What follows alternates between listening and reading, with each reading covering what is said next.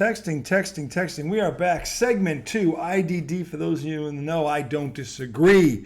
On a wet my whistle, we heed Wednesday. The redoubtable one again on assignment. He'll be back on the weekend, I promise. The highly questionable one, Arjun Miliaccio, flying solo here. Segment 2, all things college football. To start off this segment, it will be a two-part segment. Quick look, update at the new AP rankings before. And the reason I want you to hear the AP rankings first is because this schedule is getting juicy. This schedule, dare I say, is getting or approaching succulence. Hold on.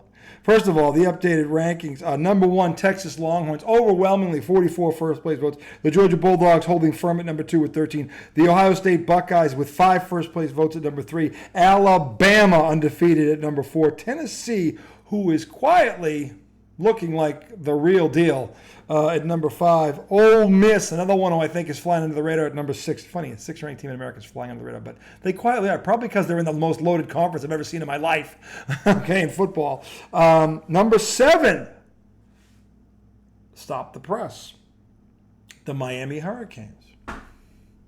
When was the last time the Miami Hurricanes this late in the season were in the top 10? There's a trivia question for you. But here they are. Oregon Ducks, 8. The Penn State Nittany Lions, Brian Kovach. I'm sorry, Creekmore, number 3. I forgot to mention my boy Creek. Ohio State Buckeyes at 3. So we have 2 guys in the neighborhood with top 10 teams. Creekmore in the lower sack, Ohio State Buckeyes. Kovach in the upper sack with the Penn State Nittany Lions. They are at 9 this week. Rounding up the top 10, the Utah, the Utes. Missouri, who, by the way, has not lost a game and beat BC, who only lost to them, has dropped. They've dropped 2 weeks in a row. They dropped from 6 to 7 last week. They win again, and again, it was on the road. They won at Vanderbilt on the road, SEC. Not an easy play, but they won. They didn't blow them out, but they dropped again, even though they won. It's weird, okay? And they dropped 4 spots because now they're 11th. Michigan, after that big win over USC, they have moved back up. They are 12. USC, after that big loss, dropped to 13. LSU has moved up to 14. Louisville, second ACC entry at 3-0, number 15. Notre Dame up 2 spots to 16. Clemson has moved up 4 spots to 17.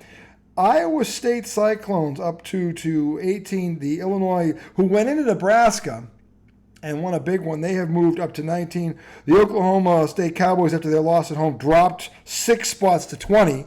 And then you've got Oklahoma dropping 6 spots to 21. BYU, first time in, they are at 22 after not entering. Kansas State, 23. A&M back in there after a week 1 loss to Notre Dame. They are 24. And Boise State rounding out the top 25. Others getting votes: Washington State, Indiana, Boston College. So why are we bringing this up? Well, because that succulent, juicy, whatever you want to call it, moist and meaty of a schedule is starting to look like a 3-course dinner. A 3-course dinner at barbecue. Okay? So now it starts off slow, to be fair here. Thursday night, look, if you love football, you love football. If there's a game on, you're going to watch it. Army Temple. There's no history there, at least not the kind of history you want to have. But they're there. The Army hasn't been good since my dad was a kid. But they're there. But then it starts to ratchet up. Friday, Virginia Tech at number 7, Miami. That's on ESPN. And then Saturday, right at noon, you've got Kentucky at number 6, Ole Miss at 12. Also, Oklahoma State, number 20, Oklahoma State at number 23, Kansas State at 12 noon. BYU at Baylor, who Deion they just beat. That's also at noon. Western Kentucky at BC is now 3-1. BC wins that game. They might be ranked next week. And then you've got at 3:30 Wisconsin at number 13. USC also at 3:30. Undefeated number 15 Louisville at number 16 Notre Dame. See how it's starting to ratchet up? That's at 3:30. 21 Oklahoma at Auburn, SEC contests, they're always fun. Another one right on its heels, 3:30, Arkansas, number 24, A&M. Okay, and then, okay, this is where it really gets juicy. At 4:15, Mississippi State SC against number 1 Texas. Ohio State at Michigan State, who had a great game against BC up in the rain up at the Heights. That came down the last minute. Michigan State was undefeated. They lost to BC for 29-13, so they're hosting Ohio State. That's at 7 o'clock. Stanford at number 17, Clemson.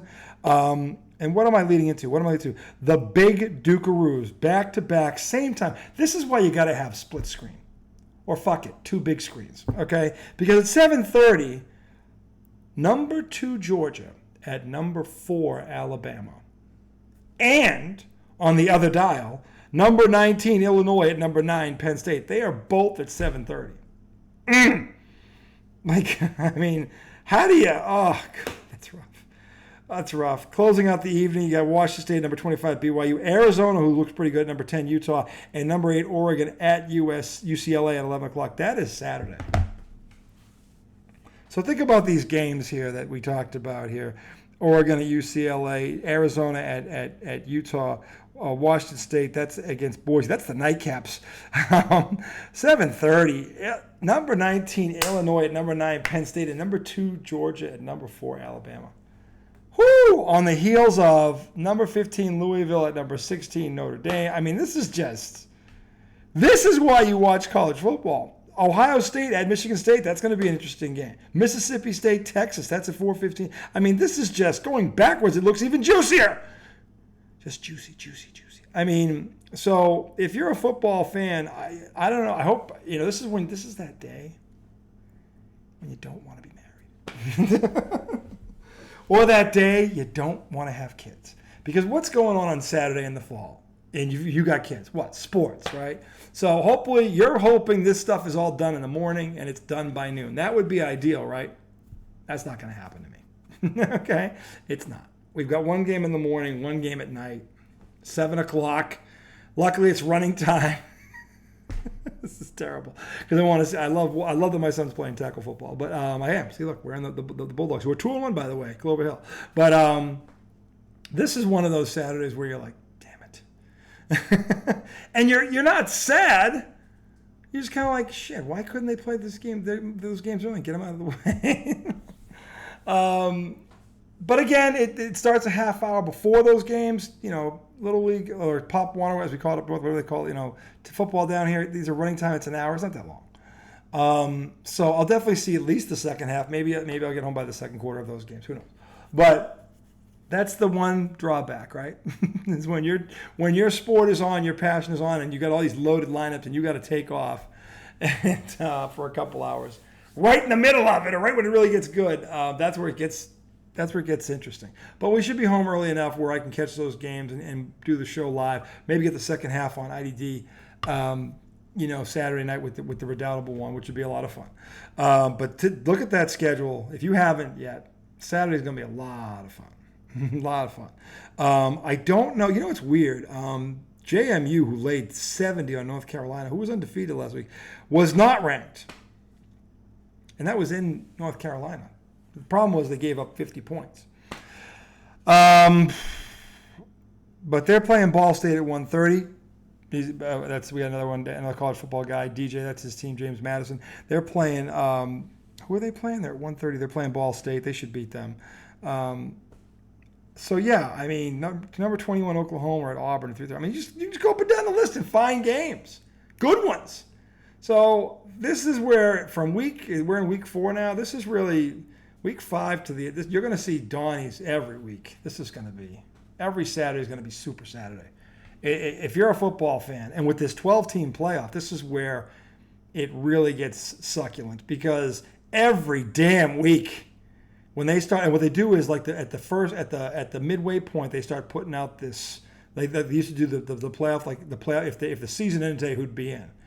Wait till that thing comes out in week 6, which is 2 weeks away. Wait till that comes out. Then you're going to see some debates, and oh God, this is beautiful. As a sports fan, it's beautiful. It's long overdue. College football should have done this 30 years ago, at least. But it's finally here, and I get to see it. So with the Redoubtable one, this is going to be a lot of fun. But yeah, check out those games on Saturday. We'll talk about them on Saturday. We'll rehash them, and whatever on Saturday we'll have on in front of us so we can talk you through it. But I got a pretty good, Louisville, Notre Dame. That's a big one right there in terms of playoff implications. Notre Dame can't lose another game. This could help them offset that embarrassing loss to Northern Illinois, who I don't know. Did I even see them? Wait a minute. Did they drop out? They dropped out. They must have lost because they weren't ranked. Yeah, Northern Illinois has dropped out of that top 25. They dropped out. They were 23. They lost last week. So Notre Dame needed them to keep winning. And, of course, they didn't because they're Northern Illinois. So, anyway, switching gears to tomorrow night. First week 4 NFL season. The Dallas Donkeys, who, to their credit, they didn't roll over. They were bent over. They were about to get a dry, up the old keister there. But they got off the mat, they got off the bench, they got off the pommel horse, whatever it was they were bent over on, and actually made a game of it against the Ravens. And the Ravens remembered, oh yeah, they can't stop the run, and put it away. So, but they head into, and here's the problem with this. And Tommy knows where I'm going with this because he's talked about it ad nauseum. Whenever the Dallas Cowboys are feeling blue, here comes Big Blue. It is their quintessential get well game. Whenever they're struggling, whenever they're in a slump, here come the New York Giants. Bent over, pants dropped. Maybe they're holding the lube. I don't know. But so the question is, Tom, Anthony, my brother from a not-so-adjacent Italian mother who I work with, when will the New York Giants stop being the gimp? When? And if not now, when? Because this Dallas team comes in rattled. They're yapping at each other. Jerry Jones is, as usual, off his usual rocker. Stephen A. Smith has already routed the sirens, the demise of the Dallas Cowboys, whose defense is a shell of itself. Where is Micah Parsons, by the way? Anybody seen him in 3 weeks? Talk about a disappearing act. Holy shitballs. But if you're a Giants fan, and they had a good win last week, and I said, number 1 receiver, wow. What can that do for a quarterback? Mr. Neighbors has been everything I thought he was going to be. And the Giants, right now, because they have a home run hitter on the outside and a passing league, you've got to have that dude to give you a puncher's chance. He can't be in the backfield. He's got to be out there on the wing. And he's got to be a matchup nightmare. And this kid Neighbors is all of that. And Danny Dimes and him are starting to develop a relationship. So if you're the Giants, if not now, when? Because the one thing I know about the Dallas Cowboys, they are famous for underestimating an opponent. Okay? America's joke is just that, for if no other reason, that one. Because I can't tell you, and my brother Pete probably could, how many times the Dallas Cowboys have dropped a big game or a pivotal game to a team that they had more talent than in the last 29 years. Pete probably has the number, and it's a large one. So if I'm a Giants fan, if not now, when? Okay? Jerry Jones, after Derrick Henry ran all over them and ran up, we couldn't afford him. Huh? I mean, what? So, and then when Mike Greenberg gets on you, and he's actually right, you've hit Skid Row. Okay? Mike Greenberg is the farthest thing from a football player, as my daughter. Okay? And for him to go on a rant this week about Jerry Jones and be right about it, 100% right about it, tells you the kind of shape the Cowboys are currently in. All right? And but again, feeling blue, here comes Big Blue. So what, New York Giants, Brian Daboll, what are you going to do? Thursday night, tomorrow night, they're coming into your house. Last time they were in there, they bent you over. I think it was 38 or 41 to whatever the hell it was. It was over at the end of the first quarter, basically. What are you prepared to do? Because if the Giants can win this game tomorrow night, which I think is winnable, they can save their season. And they can send the Cowboys into the kind of tailspin that America loves. Cowboys are a 6-point favorite. In spite of how bad they've looked, they can't stop a nosebleed. And they're giving up, I think, 100. What was the number? I saw this. What was the number? Wait a minute. I had it here. Hold on a second. Let me pull this up. Because you got to hear this. The Giants are averaging 105 yards a game rushing. They're averaging 4.2 yards a carry. Again, they're not running it because Saquon Barkley's gone. But they can run it. They can't. 4.2, 105 yards a game, that's solid, okay? They just haven't put the onus on it because they're trying to develop this passing game, which is the right thing to do in a passing league, Patriots. So when you look at the stats here, I've got it now. The team stats, I should say. Where are they here? Do they go into this? Let me see.